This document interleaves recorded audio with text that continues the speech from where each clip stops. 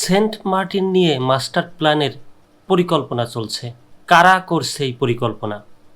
বিভিন্ন সময় আমরা দেখি বড় বড় রাজনৈতিক নেতারা একে অপরকে দোষারোপ করে সেন্ট মার্টিন বিক্রি করে দিচ্ছে, সেন্ট মার্টিনের বদলে ক্ষমতায় থাকার চেষ্টা। কিনছে কারা? আমেরিকা। এইরকম খবর আমরা দেখি মাঝে মধ্যে।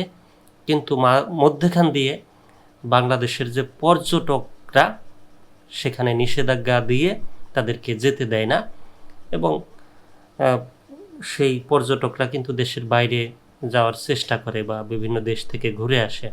দেশের মধ্যে সুন্দর সুন্দর জায়গা রেখে বিদেশে যেতে হয় ঘোরার জন্য। সেটাও তো বাংলাদেশের এক ধরনের লস। সেন্ট মার্টিন নিয়ে মাস্টার প্ল্যানের চিন্তা ভাবনা চলছে বলে জানিয়েছেন পরিবেশ, বন ও জলবায়ু পরিবর্তন ও পানি সম্পদ উপদেষ্টা সৈয়দা রেজওয়ানা হাসান। সোমবার বিশ্ব পরিবেশ দিবস ও পরিবেশ মেলা উপলক্ষে সংবাদ সম্মেলনে এই কথা বলেন তিনি।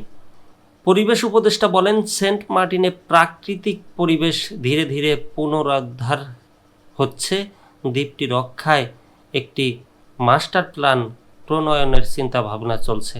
এ লক্ষ্যে জলবায়ু ট্রাস্ট ফান্ড থেকে একটি প্রকল্প নেওয়ার উদ্যোগও নেওয়া হয়েছে।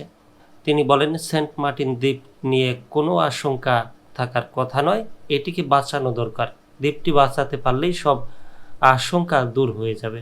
এ সময় সৈয়দা রিজওয়ানা হাসান বলেন, বায়ু দূষণ, শব্দ দূষণ, নদী দূষণ নিয়ন্ত্রণে বিভিন্ন কার্যকর পদক্ষেপ গ্রহণ ও বাস্তবায়ন করা হচ্ছে।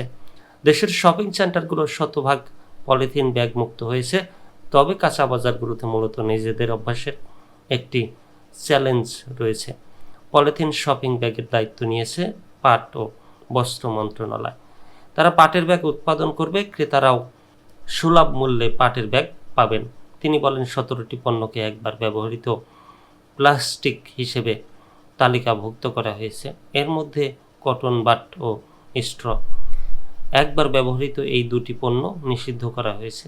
শিগগিরই এই পণ্যের বিরুদ্ধে অভিযান চলবে। এ সময় মব জাস্টিসের তীব্র নিন্দা জানিয়ে সৈয়দা রিজওয়ানা হাসান বলেন, দেশে এখনো চলা মব জাস্টিসের ঘটনার তীব্র নিন্দা জানাচ্ছি। তবে মব জাস্টিসের ক্ষেত্র স্বরাষ্ট্র মন্ত্রণালয় থেকে ব্যবস্থা নেওয়া হবে। তিনি আরও বলেন, দেশে একটি আদর্শ পরিবেশে আমরা দায়িত্ব গ্রহণ করিনি। আমাদের বর্তমানে পুলিশ অনেক জায়গায় সক্রিয় হয়েছে, আরও সক্রিয় হবে বলেও জানান তিনি।